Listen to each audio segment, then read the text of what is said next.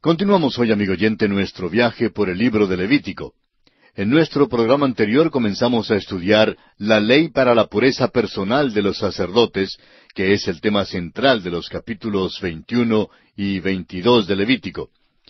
Y comenzamos a considerar el primer aspecto, que es la contaminación del sacerdocio es evitada en el parentesco y en las amistades humanas.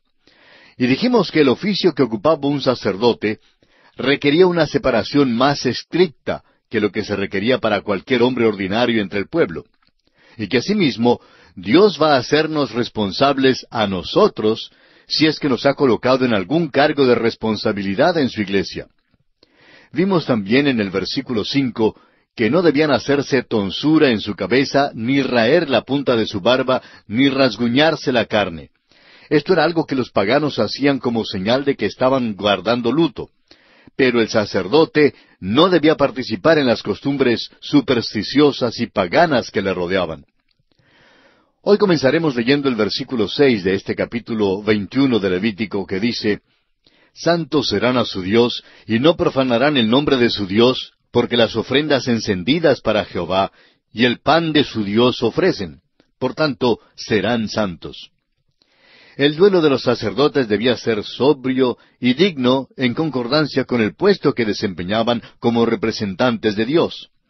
Lo mismo es aplicable hoy en día a los representantes de Dios en la iglesia, porque, como dice el apóstol Pablo en su carta a Tito, capítulo 1, versículos 7 y 8, «Porque es necesario que el obispo sea irreprensible como administrador de Dios, no soberbio, no iracundo, no dado al vino, no pendenciero, no codicioso de ganancias deshonestas, sino hospedador, amante de lo bueno, sobrio, justo, santo, dueño de sí mismo». Dios requiere de los sacerdotes: «Santos serán a su Dios, y no profanarán el nombre de su Dios, porque las ofrendas encendidas para Jehová y el pan de su Dios ofrecen. Por tanto, serán santos». Volviendo ahora al capítulo 21 de Levítico, leamos los versículos 7 y 8. «Con mujer ramera o infame no se casarán, ni con mujer repudiada de su marido, porque el sacerdote es santo a su Dios. Le santificarás, por tanto, pues el pan de tu Dios ofrece. Santo será para ti, porque santo soy yo, Jehová, que os santifico». Esto se refiere a su vida personal y privada, donde en concordancia con su puesto también debía revelar la santidad de Dios. No se debía casar con ramera, ni con mujer infame, ni con mujer divorciada. Ahora, el motivo de esto es que está sirviendo a Dios. Dice: «El pan de su Dios ofrece», es decir, que son coperos de Dios. El sacerdote es un tipo de Cristo, y la novia de Cristo tiene que ser purificada antes que le sea presentada sin mancha y sin arruga, como lo expresa el apóstol Pablo en el capítulo 5 de su carta a los Efesios, versículos 26 y 27, donde dice: «Para santificarla, habiéndola purificado en el lavamiento del agua por la palabra, a fin de presentársela a sí mismo una iglesia gloriosa, que no tuviese mancha, ni arruga, ni cosa semejante, sino que fuese santa y sin mancha». El dirigente en la iglesia debe ser un ejemplo para otros, especialmente en este asunto. Quisiéramos decir aquí que hay muchas personas, tanto hombres como mujeres, que han pasado por la experiencia del divorcio. Algunos de los hombres quieren entrar en el ministerio, y algunas de las mujeres desean servir como misioneras. Ahora, sabemos que no se puede generalizar en cuanto a estas cosas, pero sí deseamos hacer esta declaración.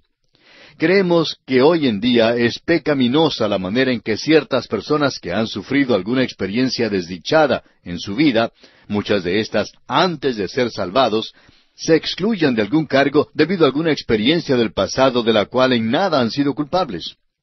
Tratamos de ayudar a estas personas aconsejándolas a que sigan adelante en su preparación para el ministerio y para el campo misionero. Pero les amonestamos también que estén preparadas para ser rebajadas por algún supuesto santo que crea que está hablando por Dios. También notarán que habrá ciertas iglesias que las excluirán. Pero les animamos a que sigan adelante con su preparación y que habrá un lugar donde puedan servir a Dios. Y estamos seguros que lo habrá. Tenemos que reconocer que hoy en día hay muchas personas que son víctimas inocentes del divorcio. Continuando ahora con el capítulo 21 de Levítico, leamos el versículo 9. Y la hija del sacerdote, si comenzare a fornicar, a su padre deshonra, quemada será al fuego. ¿Por qué este castigo tan duro? Bueno, debido a la posición de su padre. Tenía que recibir la pena más severa si causaba oprobio al oficio de su padre. Leamos ahora los versículos 10 al 12 de Levítico capítulo 21.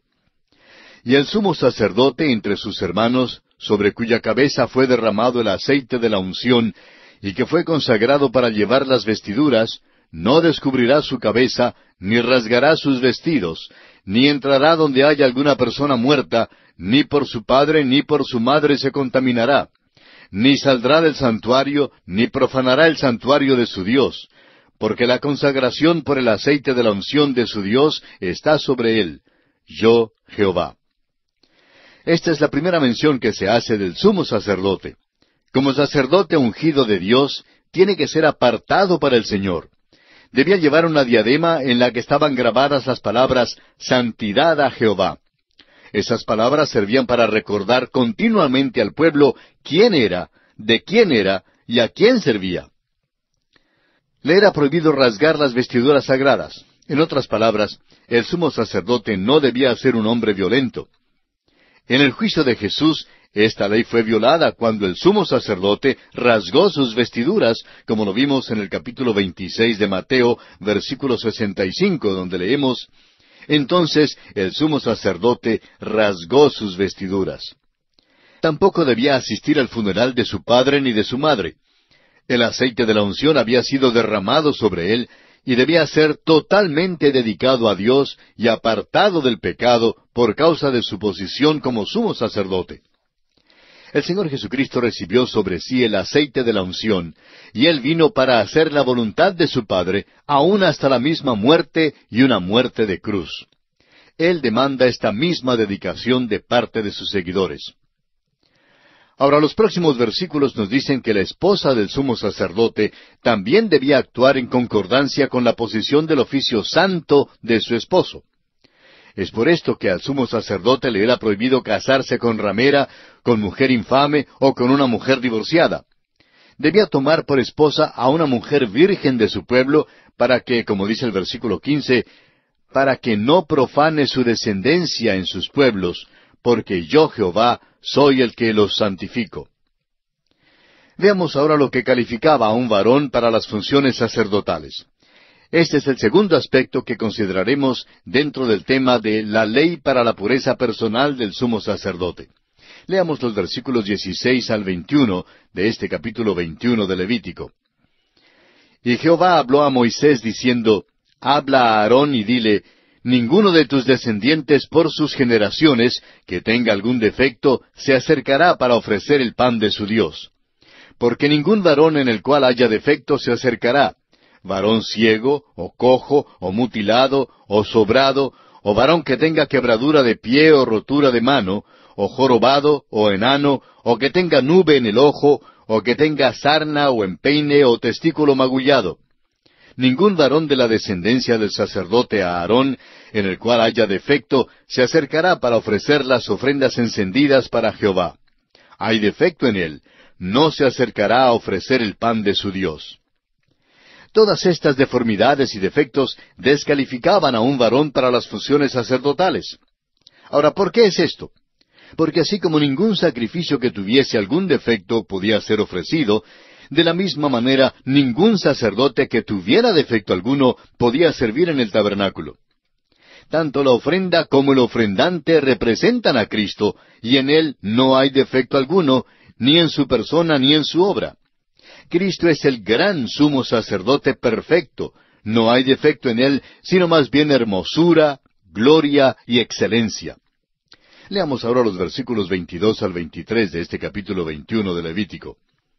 Del pan de su Dios, de lo muy santo y de las cosas santificadas podrá comer, pero no se acercará tras el velo, ni se acercará al altar, por cuanto hay defecto en él, para que no profane mi santuario, porque yo, Jehová, soy el que los santifico.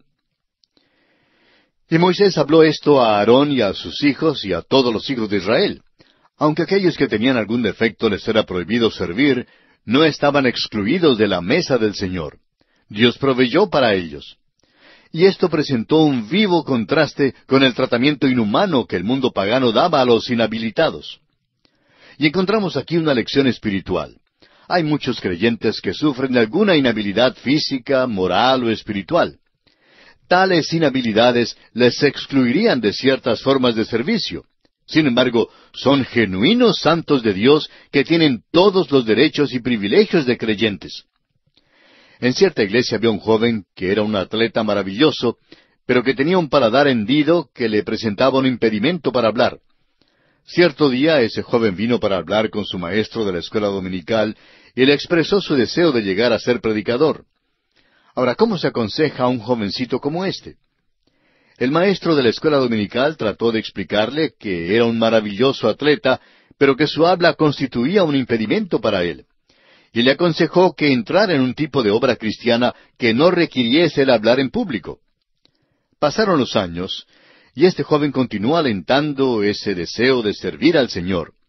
Llegó a ser entrenador de fútbol en una gran universidad, y su influencia para Cristo era tan grande o aún mayor que la de cualquier predicador. Había muchos que estimaban tanto a este hombre como atleta, y él, aunque tenía este impedimento, les hablaba acerca de Jesucristo, y así servía al Señor de una manera maravillosa. Amigo oyente, Dios nos ha entregado ciertas capacidades que Él espera que utilicemos para su honra y su gloria.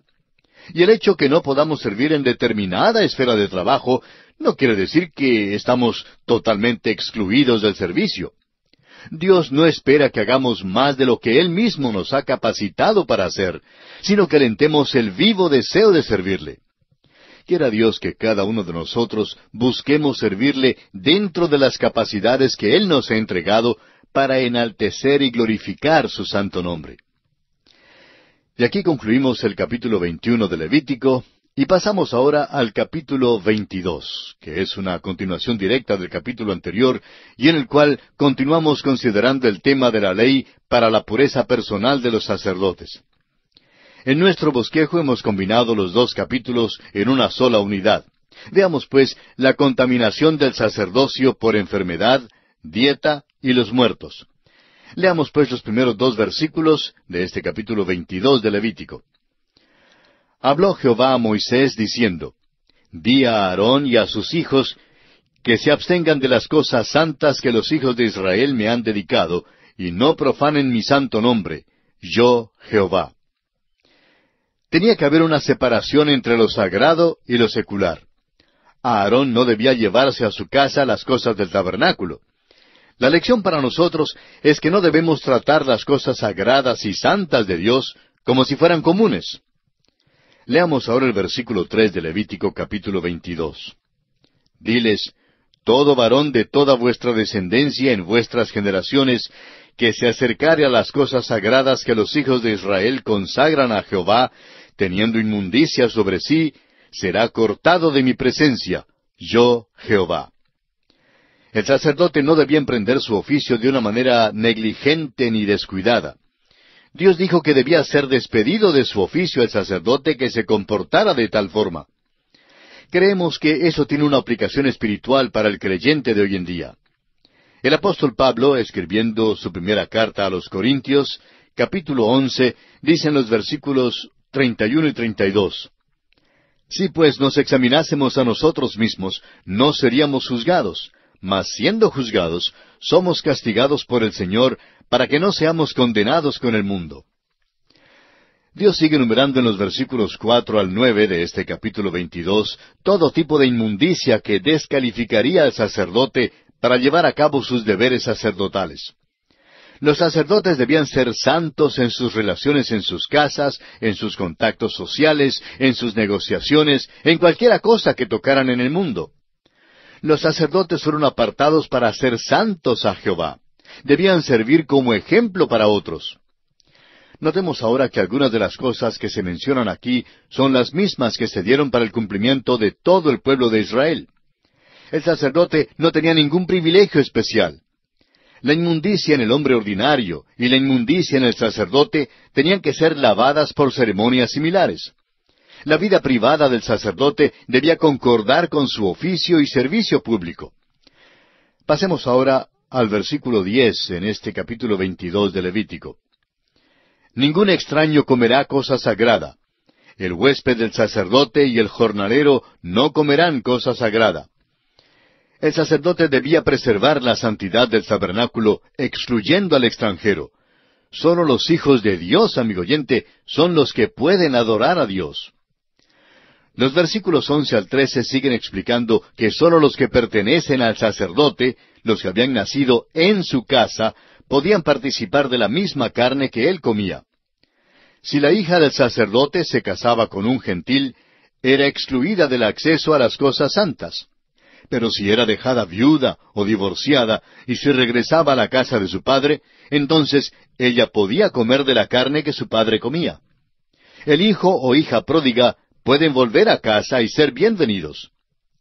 Pasemos ahora hasta el versículo 14 y leamos hasta el versículo 16 de Levítico capítulo 22.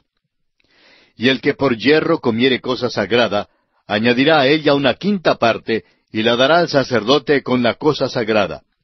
No profanarán pues las cosas santas de los hijos de Israel, las cuales apartan para Jehová, pues les harían llevar la iniquidad del pecado, comiendo las cosas santas de ellos, porque yo Jehová soy el que los santifico.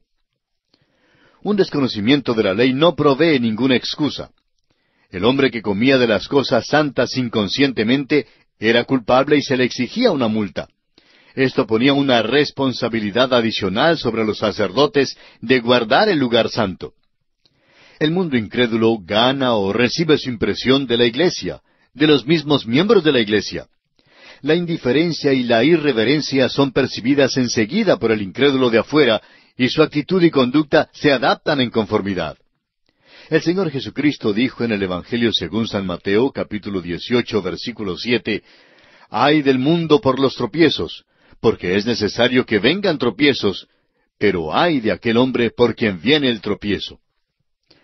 Y aquí, amigo oyente, nos detenemos por esta ocasión. Continuaremos, Dios mediante, este estudio del capítulo 22 de Levítico en nuestro próximo programa, y confiamos que usted nos vuelva a escuchar. Hasta tanto, le urgimos a que lea el resto del capítulo 22 de Levítico, lo que le permitirá estar mejor informado y mejor preparado para nuestro próximo estudio.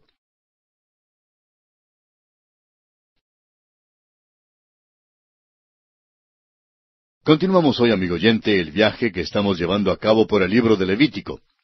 Prosiguiendo con el estudio del capítulo 22 de este libro, nos corresponde hoy considerar el último aspecto dentro del tema de la ley para la pureza personal de los sacerdotes.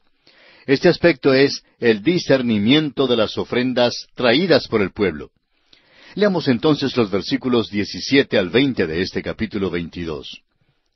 También habló Jehová a Moisés diciendo, «Habla a Aarón y a sus hijos y a todos los hijos de Israel y diles, cualquier varón de la casa de Israel o de los extranjeros en Israel, que ofreciere su ofrenda en pago de sus votos, o como ofrendas voluntarias ofrecidas en holocausto a Jehová, para que sea aceptado, ofreceréis machos sin defecto de entre el ganado vacuno, de entre los corderos o de entre las cabras. Ninguna cosa en que haya defecto ofreceréis, porque no será acepto por vosotros». Esta sección contiene normas y reglamentos para el pueblo en cuanto a las ofrendas que ofrecían, y estos reglamentos debían ser seguidos estrictamente por los sacerdotes. Los reglamentos se aplicaban al pueblo, pero su ejecución era responsabilidad de los sacerdotes. Ninguna ofrenda con defecto podía ser permitida, porque las ofrendas eran un símbolo de Cristo. Cualquier desviación de esto equivalía a una disminución del concepto de la persona de Cristo y de las santas demandas de Dios. Los defectos incluían la deformidad natural en un animal, tanto como las magulladuras y cortaduras o huesos que pudiesen resultar quebrados por alguna causa externa. No podían aceptar ningún animal que tuviera tales defectos. Asimismo, ningún extranjero podía hacer una ofrenda, y cualquier animal que era presentado para una ofrenda debía tener por lo menos 7 días de edad. 7 representa cumplimiento y debía haber cumplido por lo menos un ciclo entero. Fue aquí en la ofrenda de los animales sin defecto donde Israel falló miserablemente, porque aparentemente pronto comenzaron a traer lo que era roto, cojo y enfermo para sus ofrendas, y Dios denunció sus ofrendas por medio de sus profetas. Esto lo encontramos especialmente en el libro de Malaquías, capítulo 1, versículos 7 al 10 y versículos 13 y 14. Volviendo ahora a este capítulo 22 de Levítico, leamos los versículos 29 y 30. Y cuando ofreciereis sacrificio de acción de gracias a Jehová, lo sacrificaréis de manera que sea aceptable. En el mismo día se comerá, no dejaréis de él para otro día. Yo, Jehová. La ofrenda tenía que ser voluntaria. Este tipo de ofrenda debía representar al Padre Celestial que dio a su Hijo en amor y al Hijo que vino por el gozo puesto delante de él, como lo dice el escritor de la carta a los Hebreos en el capítulo 12, versículo 2. La ofrenda tenía que ser comida el mismo día. No se debía permitir ni una sola oportunidad para que comenzara ni siquiera la más pequeña corrupción. Leamos ahora los versículos 31 al 33 de Levítico capítulo 22. Guardad pues mis mandamientos y cumplidlos, yo Jehová. Y no profanéis mi santo nombre, para que yo sea santificado en medio de los hijos de Israel. Yo Jehová que os santifico, que os saqué de la tierra de Egipto para ser vuestro Dios. Yo Jehová. El pueblo tenía que ser un testimonio para Dios. Ellos no tenían que ir como testigos a los confines de la tierra, como usted y yo hemos sido llamados a ir por todo el mundo hoy en día. Fueron llamados a servir a Dios como nación, y debido a su servicio a Dios, todo el mundo vendría a Jerusalén. La santidad del nombre de Dios debía ser representada en cada acto de su adoración. Ahora, ¿cuál debía ser el estímulo de su obediencia? El doctor Andrew A. Bonar da 5 motivos. Primero, yo Jehová. Segundo, yo seré santificado en medio de los hijos de Israel. Tercero, yo Jehová que os santifico. Cuarto, yo Jehová que os saqué de la tierra de Egipto. Y quinto, vuestro Dios. Yo Jehová que os santifico. Hay libertad para el creyente hoy en día, pero la libertad no le otorga licencia o libertinaje. La santidad y la justicia de Dios deben ser mantenidas con pasión y celo en toda nuestra adoración. Yo Jehová que os saqué de la tierra de Egipto. Amigo oyente, Dios le ha salvado. Dios le salva por su gracia. No le salvó con la idea de endeudarlo a usted para con Él, porque eso no sería gracia. No estamos de acuerdo con las palabras del himno que dicen, mi vida di por ti, ¿qué has dado tú por mí? La gracia, amigo oyente, no requiere pago. Pero permítanos hacerle esta pregunta. ¿Ama usted a Jesucristo? ¿Quiere servirle? La esposa no le prepara al esposo una cena especial de cumpleaños porque es su deber. La prepara porque ama a ese viejo. Ahora, vuestro Dios, ¿es Él su Dios, amigo oyente? Si lo es, entonces usted le representa como su embajador en este mundo. El mundo está leyendo su vida. Los hombres no están leyendo la Biblia hoy en día. Nos están leyendo a nosotros, a usted y a mí. ¿Qué leen en su vida, amigo oyente? Y así concluimos nuestro estudio de este capítulo 22 de Levítico. Y llegamos ahora al capítulo 23. Aquí estudiaremos las fiestas santas o solemnes que constituyen el tema central de este capítulo 23. Este es un capítulo extraordinario que presenta las fiestas solemnes de Dios. Estas eran fiestas de gran gozo. La única excepción era el gran día de la expiación, que era un día de llanto y pena por el pecado. Pero todas las otras fiestas eran ocasiones para gran gozo y regocijo. Dios no quería que un pueblo triste y llorón viniera siempre ante su presencia, sino más bien lo que deseaba era un pueblo alegre y gozoso. En realidad, estas fiestas servían para marcar el transcurso del tiempo. Eran como una especie de calendario perpetuo establecido por Dios. El comentador bíblico Lange explica que la palabra que se traduce como fiestas significa en el hebreo original un tiempo señalado o asignado. Y así quizá podríamos decir que estas fiestas en el calendario hebreo eran tiempos santos. Los detalles de la mayoría de estas fiestas aparecen en forma mucho más completa en otros pasajes de las Escrituras que estudiaremos más adelante. Lo que tenemos en este capítulo es una lista de estas fiestas según cierto orden metódico y que cumple cierto propósito. En primer lugar, notemos que aparece aquí una lista de 7 fiestas, sin contarse el día de reposo que se menciona en primer lugar. Realmente, el día de reposo no era una fiesta, sino más bien una base para la medición del transcurso del tiempo. Ahora es sumamente interesante notar el papel que juega el número 7 en la medición del tiempo y en la determinación de las fiestas hebreas. En realidad, el número 7 tiene tanta importancia en este capítulo como la tiene en el libro de Apocalipsis. Notemos, por ejemplo, que el día de reposo era el 7º día. El Pentecostés se celebraba en la 7ª semana. El día de la expiación era precedido por la 7ª luna nueva. La fiesta de los tabernáculos caía en el 7º mes y comprendía 7 días. Notaremos además la intervención del número 7 más adelante en nuestro estudio del año de reposo y el año de jubileo que veremos en el capítulo 25. Estos días de fiesta cumplían una doble función, una función práctica y una función profética. En el nivel práctico, cumplían una función tanto social como comercial. Reunían a las 12 tribus en adoración conjunta a Dios y en compañerismo mutuo. A todos los varones les era requerido ir a Jerusalén para adorar 3 veces al año en la fiesta de la Pascua, de Pentecostés y de los tabernáculos, de acuerdo con lo que encontramos en Deuteronomio, capítulo 16, versículo 16. Se puede ver que esto propendía a la unión de la nación y a una mayor unidad entre las tribus. Los israelitas llegaban de todas partes del reino e intercambiaban sus ideas tanto como sus mercancías. Su pecado al no cumplir estas instrucciones fue uno de los factores contribuyentes a la división de la nación en los reinos del norte y del sur.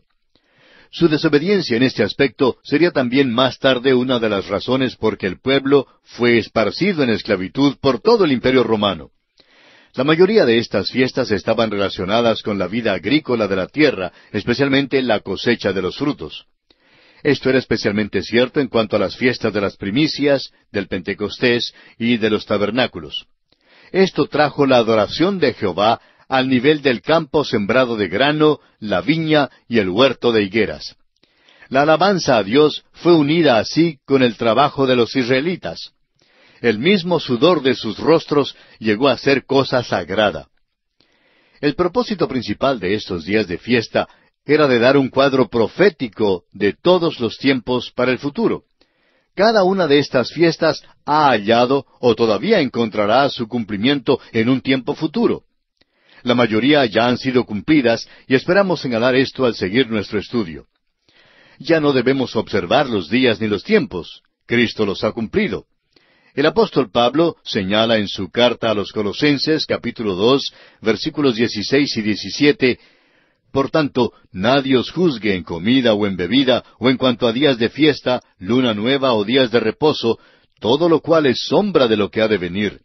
Pero el cuerpo es de Cristo». Y ahora, antes de iniciar nuestro estudio del capítulo 23, solo deseamos decir que todas las fiestas y ceremonias no están incluidas en este capítulo. El año de reposo y el año de jubileo, por ejemplo, se hallan en el capítulo 25, y las fiestas de las lunas nuevas, en el libro de Números, capítulo 28, versículos 11 al 15. Veamos entonces brevemente un bosquejo que seguiremos en nuestro estudio de este capítulo 23. El tema central, como ya dijimos, es las fiestas santas. Y consideraremos este tema bajo los siguientes aspectos. En primer lugar, el tiempo santo del día de reposo en los versículos 1 al 3. En segundo lugar, el tiempo santo de la Pascua en los versículos 4 y 5. Tercero, el tiempo santo del pan sin levadura en los versículos 6 al 8. En cuarto lugar, el tiempo santo de las primicias en los versículos 9 al 14. Quinto, el tiempo santo de Pentecostés en los versículos 15 al 22. Sexto, el tiempo santo de las trompetas en los versículos 23 al 25. En séptimo lugar, el tiempo santo del gran día de la expiación, en los versículos 26 al 32. Y en octavo y último lugar, el tiempo santo de los tabernáculos, en los versículos 33 al 44. Comencemos pues con el primer aspecto, el tiempo santo del día de reposo. Leamos los primeros 3 versículos de este capítulo 23 de Levítico. Habló Jehová a Moisés diciendo, habla a los hijos de Israel y diles, las fiestas solemnes de Jehová, las cuales proclamaréis como santas convocaciones, serán estas. 6 días se trabajará, mas el séptimo día será de reposo, santa convocación. Ningún trabajo haréis. Día de reposo es de Jehová en donde quiera que habitéis. Notará usted al seguir nuestro estudio de este libro, que Dios siempre dirige sus instrucciones a determinadas personas. Y es bueno que notemos las personas a quienes va dirigida la instrucción. Le habla a Moisés porque él era el legislador, y él a su turno debía dar estas instrucciones al pueblo. Aunque las fiestas tenían que ver con el tabernáculo, los sacerdotes no son mencionados aquí en forma específica. Los israelitas debían reunirse y las fiestas debían concordar con el calendario anual de Israel. Cada uno de estos tiempos santos tenía cierto énfasis particular y peculiar. Aquí veremos en forma completa y profética el trato que tiene reservado Dios para este mundo en el marco del tiempo. Así, cada fiesta era típica de algún gran evento en el programa de Dios para el mundo. La Pascua simbolizaba la crucifixión y la muerte de Cristo. Los panes sin levadura representaban la comunión que tenemos con Cristo por su muerte. La fiesta de las primicias profetizaba la resurrección de Cristo y el Pentecostés el principio de la iglesia. La fiesta de las trompetas prometía al pueblo de Israel que Cristo volvería algún día a la tierra prometida. El gran día de la expiación representaba la obra de Cristo por nosotros en la cruz. Y la fiesta de los tabernáculos señalaba el tiempo cuando Israel habitará definitivamente en la tierra prometida. El día semanal de reposo no se puede designar propiamente como uno de los días de fiesta especiales para el pueblo hebreo. Es premosaico y data de la creación original. Fue repetido a Israel y en Deuteronomio encontramos un motivo adicional para su observación. Leemos en Deuteronomio capítulo 5 versículo 15, acuérdate que fuiste siervo en tierra de Egipto, y que Jehová tu Dios te sacó de allá con mano fuerte y brazo extendido, por lo cual Jehová tu Dios te ha mandado que guardes el día de reposo. Cuando eran esclavos en Egipto, los israelitas tenían que trabajar todos los días. Pero ahora el día de reposo se vinculaba con su liberación.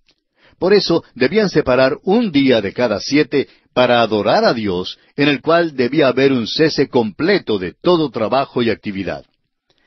La iglesia primitiva también separó un día de la semana, y el día que escogieron fue el domingo, el primer día de la semana, porque ese fue el día en que nuestro Señor resucitó de los muertos. Ese es el día cuando nos fue dada la salvación completa. El apóstol Pablo dice en Romanos capítulo 4 versículo 25, el cual fue entregado por nuestras transgresiones y resucitado para nuestra justificación. El día de reposo pertenece a la vieja creación, pero nosotros pertenecemos a la nueva creación. El apóstol Pablo en su segunda carta a los Corintios capítulo 5 versículo 17 señala, de modo que si alguno está en Cristo, nueva criatura es decir, nueva creación es. Amigo oyente, honramos a Cristo apartando el primer día de la semana. Y aquí tenemos que detenernos en esta ocasión porque nuestro tiempo se ha agotado.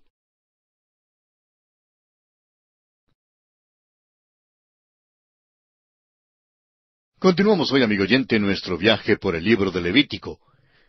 En nuestro programa anterior estábamos considerando los tiempos santos y el día de reposo, que es el primer aspecto dentro del tema central de las fiestas santas en este capítulo 23 de Levítico. Y decíamos que el día semanal de reposo no se puede designar propiamente como uno de los días de fiesta especiales para el pueblo hebreo, porque es premosaico y data de la creación original. Mencionamos también que cuando los israelitas eran esclavos en Egipto, tenían que trabajar todos los días. Pero ahora el día de reposo se vinculaba con su liberación.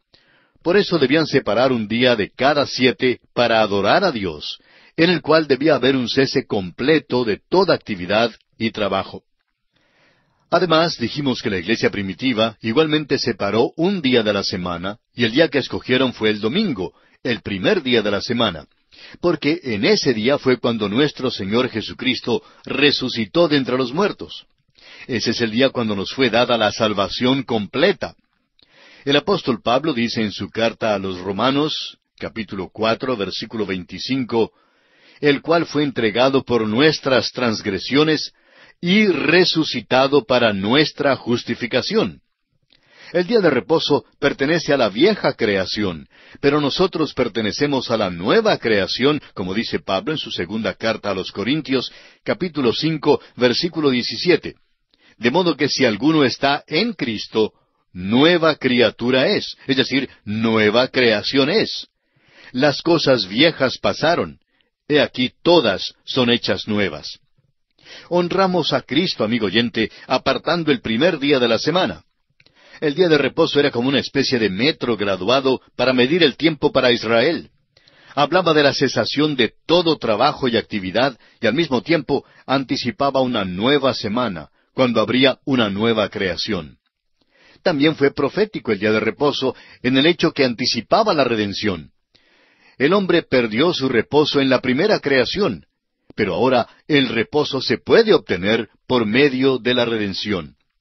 El escritor a los Hebreos nos dice en el capítulo 4 de su carta, versículos 9 al 11, por tanto, queda un reposo para el pueblo de Dios, porque el que ha entrado en su reposo también ha reposado de sus obras como Dios de las suyas.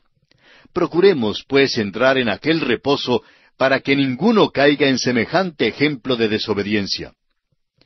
Nuestro reposo viene mediante la redención y sólo por medio de la redención. Hay un reposo para el pueblo de Dios. ¿Cuál es? Sus pecados les son perdonados. El Señor Jesucristo dijo en Mateo capítulo 11, versículo 28, Venid a mí todos los que estáis trabajados y cargados, y yo os haré descansar. El reposo y la redención constituyen el aspecto doble del día de reposo. El día de reposo no era un día de fiesta. Estaba relacionado con la semana y no con el año. No era una fiesta, sino un tiempo señalado y separado. Y pasamos ahora a considerar el segundo aspecto en nuestro estudio del capítulo 23 de Levítico, que es el tiempo santo de la Pascua. Leamos los versículos 4 y 5. Estas son las fiestas solemnes de Jehová, las convocaciones santas, a las cuales convocaréis en sus tiempos. En el mes primero, a los 14 del mes, entre las 2 tardes, Pascua es de Jehová. La descripción de esa fiesta nos fue dada ya en Éxodo capítulo 12, pero aquí está en el calendario de Dios. Este versículo al decir, estas son las fiestas, aclara que las fiestas principiaban propiamente con la Pascua y no con el día de reposo. En Éxodo capítulo 12, versículo 2, Dios dijo, Este mes os será principio de los meses, para vosotros será este el primero en los meses del año. Este tiempo santo representa el sacrificio de la muerte de Cristo y el valor de su sangre. El apóstol Pablo dice en su primera carta a los Corintios, capítulo 5, versículo 7, Limpiaos pues de la vieja levadura, para que seáis nueva masa, sin levadura como sois, porque nuestra Pascua, que es Cristo, ya fue sacrificada por nosotros. La Pascua tuvo su origen en el evento histórico de la última de las 10 plagas en Egipto, con la muerte de los primogénitos. En la primera Pascua, se le instruyó al pueblo israelita que cada familia debía matar un cordero y poner la sangre del cordero en los 2 postes y en el dintel de sus casas. Tenían que permanecer adentro, asar el cordero y comerlo todo. El ángel de la muerte pasaría por sobre cada puerta que tenía puesta la sangre. Cuando lleguemos en nuestro estudio al libro de Números, capítulo 9, notaremos que Israel también guardó la Pascua en el monte Sinaí. La Pascua fue celebrada en la noche del arresto del Señor Jesucristo, después que Él había celebrado la Pascua con los discípulos y había instituido una nueva fiesta. Luego vemos al Cordero inmolado en Apocalipsis, capítulo 5, versículo 6. Creemos que la Pascua se celebrará de nuevo en el reino. El Señor Jesucristo dijo en Lucas, capítulo 22, versículo 16, «Porque os digo que no la comeré más, hasta que se cumpla en el reino de Dios». Y llegamos ahora al tercer aspecto dentro del tema de las fiestas santas, en este capítulo 23 de Levítico, que es el tiempo santo de los panes sin levadura. Leamos ahora los versículos 6 al 8. «Y a los 15 días de este mes es la fiesta solemne de los panes sin levadura a Jehová. 7 días comeréis panes sin levadura. El primer día tendréis santa convocación, ningún trabajo de siervos haréis. Y ofreceréis a Jehová 7 días ofrenda encendida. El séptimo día será santa convocación, ningún trabajo de siervo haréis». Aunque ésta se considera como una fiesta aparte, es ligada estrechamente con la Pascua.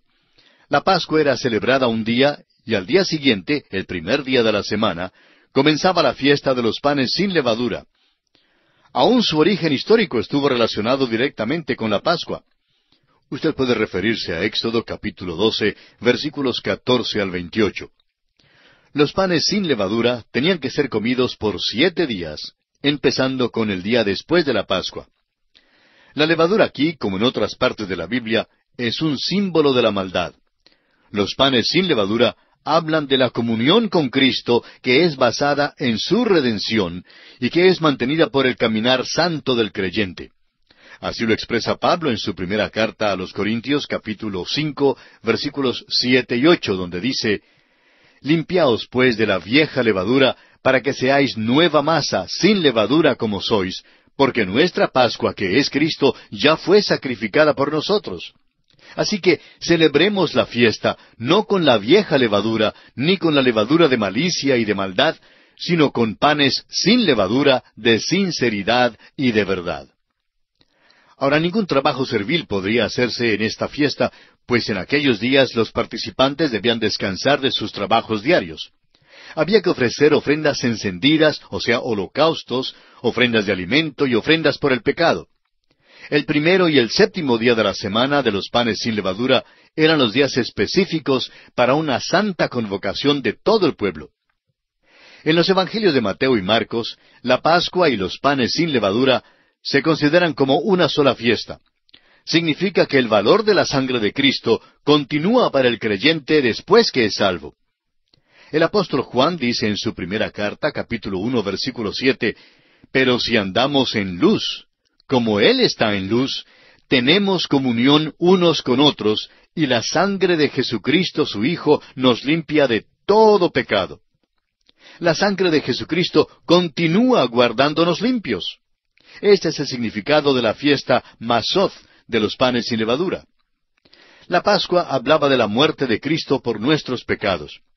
Ahora, después de su muerte, debemos mantener nuestra comunión con Él sobre la base de que Él murió por nosotros. Debemos permanecer limpios mediante la confesión de los pecados. Recuerde usted las palabras del Señor Jesucristo mismo a Pedro en Juan capítulo 13, versículo 8. «Si no te lavare, no tendrás parte conmigo». Y pasamos ahora a considerar el cuarto aspecto dentro del tema de las fiestas santas en este capítulo 23 de Levítico. Este aspecto es el tiempo santo de las primicias. Leamos los versículos 9 al 11. «Y habló Jehová a Moisés diciendo, Habla a los hijos de Israel y diles, Cuando hayáis entrado en la tierra que yo os doy, y seguéis su mies, traeréis al sacerdote una gavilla por primicia de los primeros frutos de vuestra siega. Y el sacerdote mecerá la gavilla delante de Jehová, para que seáis aceptos. El día siguiente del día de reposo la mecerá». Esta fiesta de las primicias no podía ser celebrada sino hasta después que Israel hubiese salido del desierto y entrado en la tierra prometida. Cuando hubieran sembrado el grano en la tierra, tenían que esperar la formación de las primeras espigas. Entonces, cuando vieran un tallo con su fruto maduro en uno y otro lugar, tenían que cortarlos y juntarlos en una gavilla. Entonces tenían que traerla al tabernáculo donde el sacerdote la ofrecería al Señor. Ahora no se nos da el día exacto en que esto se hacía. Puede haber sido en el primer día de los panes sin levadura o en el último día de aquella fiesta. Pero lo importante para nosotros es que se hacía en un primer día de la semana. Y esto es muy importante porque Cristo mismo es llamado las primicias. El apóstol Pablo, en su primera carta a los Corintios, capítulo 15, versículo 20, dice, «Mas ahora Cristo ha resucitado de los muertos, primicias de los que durmieron es hecho». Y más adelante, en el versículo 23 de este mismo capítulo, dice, «Pero cada uno en su debido orden, Cristo las primicias, luego los que son de Cristo en su venida». El tiempo de su resurrección es claramente declarado en Mateo 28:1, donde leemos, «Pasado el día de reposo, al amanecer del primer día de la semana, vinieron María Magdalena y la otra María a ver el sepulcro». Algún día la iglesia será incluida en la resurrección, pero hasta el momento Él es el único que ha sido levantado en un cuerpo glorificado. En el arrebatamiento de la iglesia, todos resucitarán. Habrá una salida de las tumbas exactamente como Cristo salió. Él es las primicias, luego saldrán los que son de Cristo en su venida. El mismo Señor Jesucristo declaró en Juan capítulo 12, versículo 24, «De cierto os digo, que si el grano de trigo no cae en la tierra y muere, queda solo, pero si muere, lleva mucho fruto». Amigo oyente, lo que todo esto enseña es que la ofrenda de las primicias indicaba que seguiría la cosecha. Continuemos ahora leyendo los versículos 12 al 14 de este capítulo 23 de Levítico. «Y el día que ofrezcáis la gavilla, ofreceréis un cordero de un año, sin defecto, en holocausto a Jehová. Su ofrenda será 2/10 de efa de flor de harina amasada con aceite, ofrenda encendida a Jehová en olor gratísimo. Y su libación será de vino, la 1/4 parte de un hin. No comeréis pan, ni grano tostado, ni espiga fresca, hasta este mismo día, hasta que hayáis ofrecido la ofrenda de vuestro Dios. Estatuto perpetuo es por vuestras edades en donde quiera que habitéis». Lo primero que notamos aquí son las ofrendas que acompañaban la celebración de este día. Pero vemos que no se incluye ninguna ofrenda por el pecado, porque más tarde sería incluida en la muerte de Cristo. Fue entonces cuando Él arregló la cuestión del pecado. En cambio, estas ofrendas mencionadas aquí son de olor grato. El apóstol Pablo en su segunda carta a los Corintios capítulo 5 versículo 21 dice, «Al que no conoció pecado, por nosotros lo hizo pecado, para que nosotros fuésemos hechos justicia de Dios en él». Y en el Evangelio según San Juan, capítulo 14, versículo 19, el Señor Jesucristo dijo, «Porque yo vivo, vosotros también viviréis». Esta es una gloriosa verdad la que tenemos aquí. No se podía gozar de la nueva cosecha del grano, sino hasta después que esta ofrenda fuera mecida delante de Jehová. Para el creyente, la muerte y la resurrección de Cristo le trae a nuevas relaciones y bendiciones. El apóstol Pablo en su segunda carta a los Corintios capítulo 5 versículo 17 dice, «De modo que si alguno está en Cristo, nueva criatura es. Las cosas viejas pasaron. He aquí todas son hechas nuevas». Eso no quiere decir que solo cambian algunos hábitos. Significa que somos sacados o apartados del viejo Adán y somos entonces unidos al Señor Jesucristo. Ahora tenemos un nuevo propósito, una nueva meta, un nuevo gozo y una nueva vida. Todo es nuevo. Y llegamos ahora al quinto aspecto en consideración dentro de nuestro estudio de este capítulo 23 de Levítico. Este aspecto es el tiempo santo de Pentecostés. Note usted el orden metódico y la secuencia cronológica que tenemos aquí. Primero, la Pascua, o sea, Cristo, quien es nuestra Pascua, es sacrificado por nosotros. Los panes sin levadura son la participación de las cosas de Cristo, la comunión con Él. Luego, las primicias significan a Cristo resucitado, las primicias de los muertos. Y ahora llegamos al tiempo de Pentecostés. Leamos los versículos 15 y 16 de este capítulo 23 de Levítico. Y contaréis desde el día que sigue al día de reposo, desde el día en que ofrecisteis la gavilla de la ofrenda mecida, 7 semanas cumplidas serán. Hasta el día siguiente del séptimo día de reposo, contaréis 50 días. Entonces ofreceréis el nuevo grano a Jehová. No nos queda tiempo suficiente para entrar en todos los detalles de este aspecto, y creemos que tendremos que ampliarlo en nuestro próximo programa. Pero hay varias cosas que creemos merecen nuestra atención al considerar esta fiesta de Pentecostés, especialmente en vista de que hoy en día se le está dando mucha importancia a ciertas cosas que en realidad no tienen base bíblica alguna en cuanto a Pentecostés. Notemos en primer lugar que la fiesta de Pentecostés se celebraba siempre en el primer día de la semana. Las instrucciones dadas para su celebración estipulaban que tenían que transcurrir 7 semanas, o sea, 49 días después del día de la ofrenda de las primicias de las gavillas, y que luego, en el 50º día, o sea, en el día inmediatamente después del séptimo sábado, el primer día de la 8ª semana, ese era el día de Pentecostés. La palabra misma, Pentecostés, significa 50. Y así, la fiesta de Pentecostés se celebraba justamente 50 días después del día de la ofrenda de las primicias de las gavillas. Y aquí, amigo oyente, tenemos que detenernos por esta oportunidad porque nuestro tiempo se ha agotado. Como dijimos antes, continuaremos este aspecto y lo ampliaremos en nuestro próximo programa. Mientras tanto, le recomendamos leer los siguientes versículos de este capítulo 23 de Levítico para mantenerse informado de lo que seguiremos estudiando en nuestra próxima visita.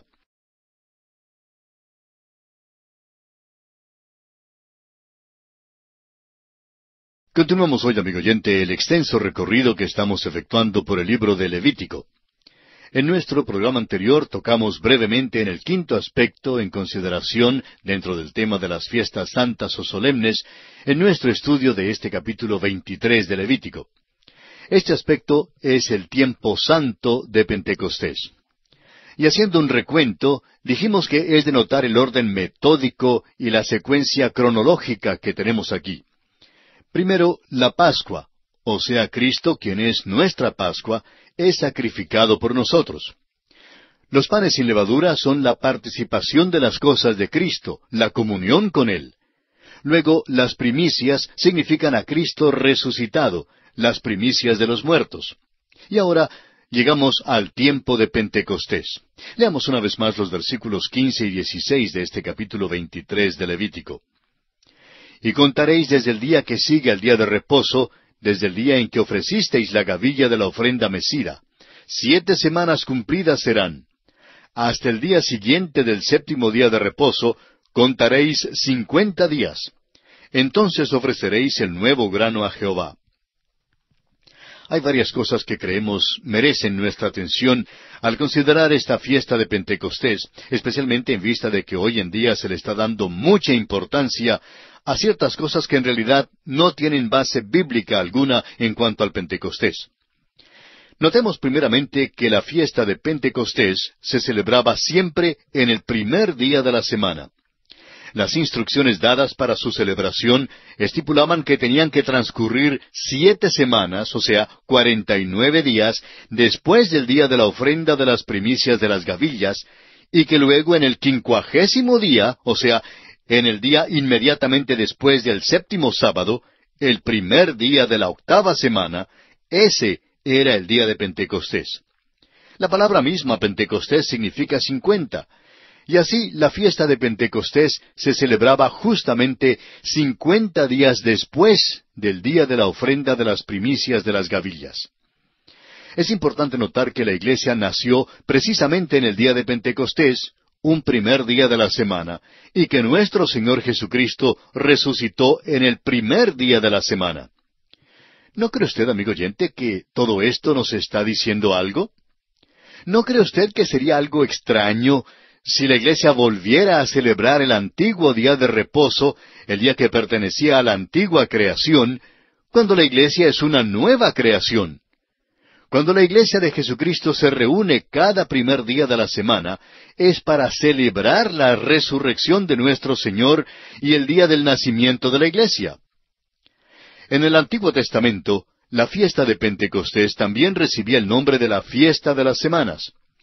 Y notemos bien que su significado para nosotros hoy en día no es ni puede ser el fruto de mera especulación humana. En el libro de los Hechos, capítulo 2, versículo 1, dice: Cuando llegó el día de Pentecostés, estaban todos unánimes juntos.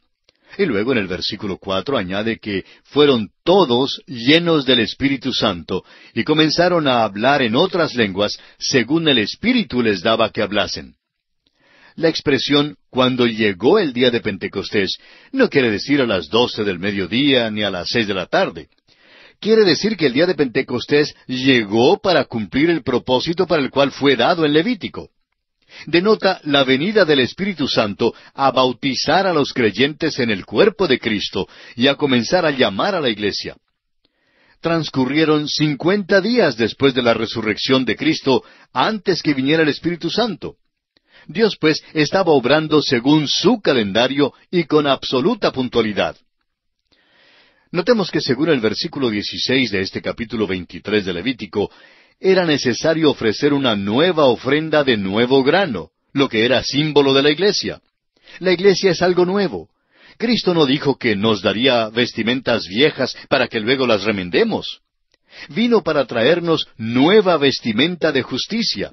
Somos vestidos con su justicia. Así es como nos ve Dios, vestidos con la justicia misma de Cristo. Es decir, a los que creen en Él y pertenecen a su iglesia. Debemos ahora notar el orden de la sucesión del tiempo. Después de su resurrección, el Señor Jesús se mostró vivo por 40 días. Luego, precisamente antes de que ascendiera al cielo, les dijo a los suyos que no salieran de Jerusalén, sino que esperasen la promesa del Padre. En Lucas 24:49, les dijo que recibirían poder desde lo alto. Ahora, en el libro de los Hechos, capítulo 1, versículo 5, leemos: Mas vosotros seréis bautizados con el Espíritu Santo dentro de no muchos días. 10 días más tarde, en el día de Pentecostés, el Espíritu de Dios vino sobre ellos. Volviendo ahora a Levítico capítulo 23, leamos el versículo 17. De vuestras habitaciones traeréis 2 panes para ofrenda mecida, que serán de 2 décimas de efa de flor de harina, cocidos con levadura, como primicias para Jehová. ¿Notó usted algo en este versículo que le causó sobresalto? Hasta ahora veníamos diciendo que la levadura era el principio de maldad y que no podía usarse en las ofrendas. Pero aquí tenemos la única excepción. Es porque aquí se habla de la iglesia y esta es una nueva ofrenda de alimento. ¿Y qué quiere decir esto? Significa simplemente que hay maldad en la iglesia. Creemos que esto es obvio al observador más casual. Muchos pastores de iglesias, y acaso todos, pueden testificar de la existencia de maldad en sus iglesias. Si usted lo duda, amigo oyente, pregúnteselo a su pastor. Por eso mismo, la levadura se incluye en esta ofrenda. Esto habla de la iglesia visible acá en la tierra. La iglesia, como la ve usted y como la veo yo, hay maldad en ella. El Señor sabía eso mucho antes de que la iglesia jamás existiera. Leamos ahora los versículos 18 al 20 de este capítulo 23 de Levítico. Y ofreceréis con el pan 7 corderos de un año, sin defecto, 1 becerro de la vacada y 2 carneros. Serán holocausto a Jehová, con su ofrenda y sus libaciones, ofrenda encendida de olor grato para Jehová. Ofreceréis además 1 macho cabrío por expiación, y 2 corderos de un año en sacrificio de ofrenda de paz. Y el sacerdote los presentará como ofrenda mecida delante de Jehová, con el pan de las primicias y los 2 corderos. Serán cosa sagrada a Jehová para el sacerdote. Todas las ofrendas tienen que ser ofrecidas en este tiempo. Todo lo que Cristo es y todo lo que Él ha hecho ha sido traspasado a la iglesia. Los creyentes pueden acercarse a Él para todo. En primer lugar, pueden venir a Él para obtener la salvación. Pueden también venir a Él para recibir ayuda y para experimentar su misericordia, para obtener simpatía y recibir su consuelo. Pueden venir en todas las situaciones de la vida. Pues todas las ofrendas fueron hechas en este tiempo de Pentecostés. Es muy interesante ver cómo el Señor en estos cuadros nos está dando algunas de las verdades más grandes. Hace uso de cuadros en lugar de fríos términos filosóficos y teológicos. Veamos ahora el versículo 21 de este capítulo 23 de Levítico. Y convocaréis en este mismo día santa convocación. Ningún trabajo de siervos haréis. Estatuto perpetuo en donde quiera que habitéis por vuestras generaciones. Notemos aquí que debían reposar en aquel día y cesar todos sus trabajos, toda actividad. Eso es lo que usted y yo debemos hacer cuando acudimos a Cristo. El apóstol Pablo en su carta a Tito, capítulo 3, versículo 5, dice, «Nos salvó no por obras de justicia que nosotros hubiéramos hecho, sino por su misericordia, por el lavamiento de la regeneración y por la renovación en el Espíritu Santo». Leamos ahora el versículo 22 de este capítulo 23 de Levítico. «Cuando segareis la mies de vuestra tierra, no segaréis hasta el último rincón de ella, ni espigarás tu siega. Para el pobre y para el extranjero la dejarás. Yo, Jehová vuestro Dios». El día santo fue adaptado a la tierra y sus necesidades. En medio de la celebración no podían olvidar al pobre y al extranjero. Esto presenta el lado práctico de la obra de la Iglesia y lo que debieran hacer todos los creyentes hoy en día. Hemos sido salvados por gracia y debemos tratar de proclamar la palabra de Dios a otros y serles de ayuda. Creemos que la Iglesia no tiene ningún derecho de ocuparse en cualquier servicio social en el cual no se presente el Evangelio.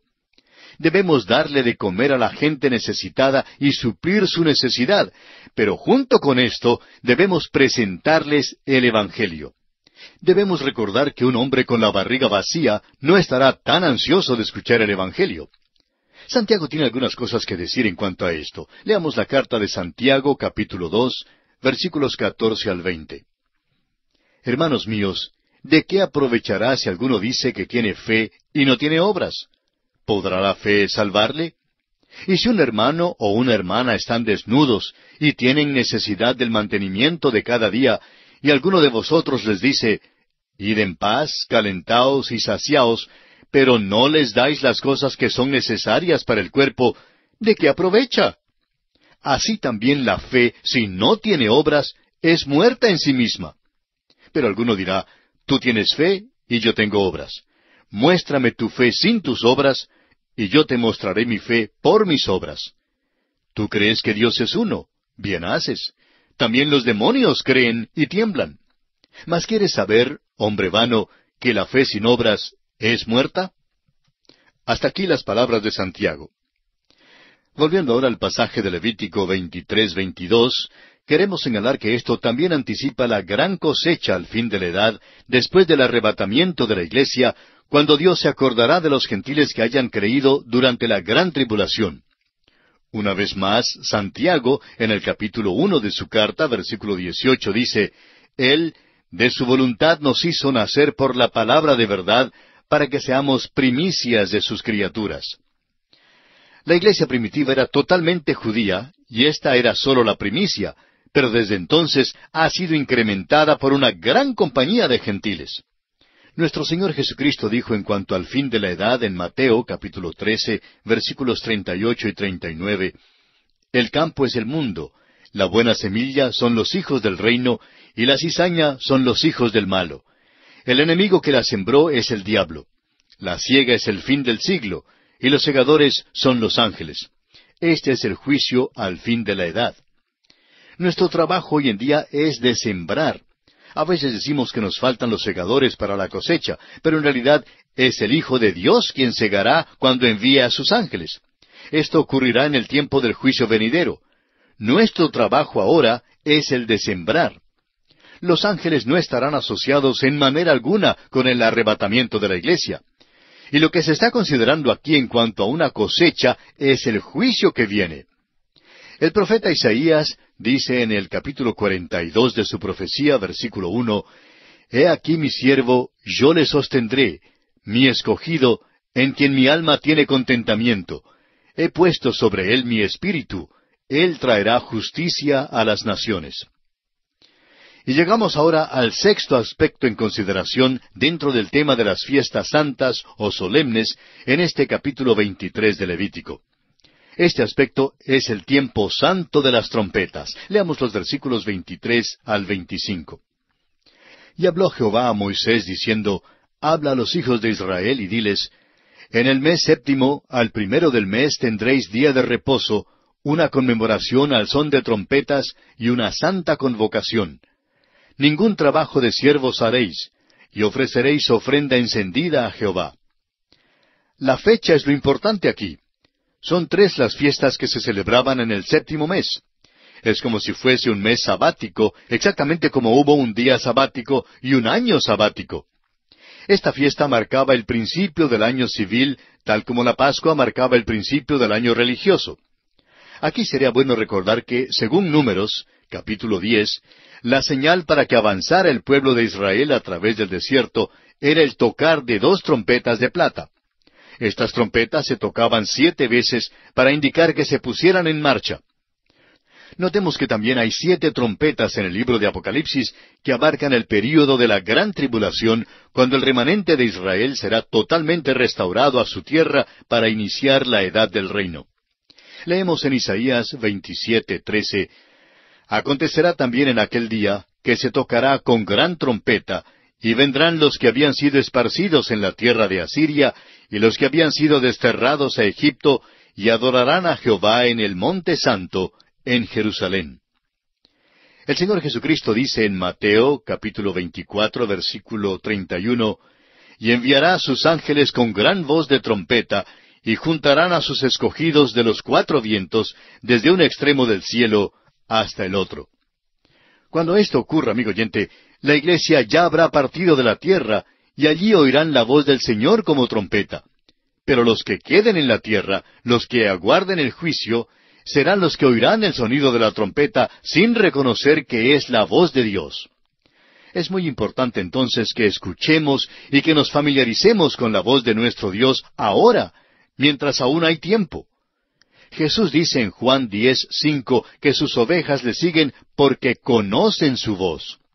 Las trompetas, en cambio, se asocian con el juicio venidero que sorprenderá a los que están fuera del redil, aún en sus pecados. Y aquí nos detenemos, amigo oyente, por esta ocasión. Concluiremos nuestro estudio del capítulo 23 de Levítico en nuestro próximo programa. Como todavía nos quedan algunos versículos de este capítulo 23, le animamos a que los lea y se prepare así para nuestro próximo estudio.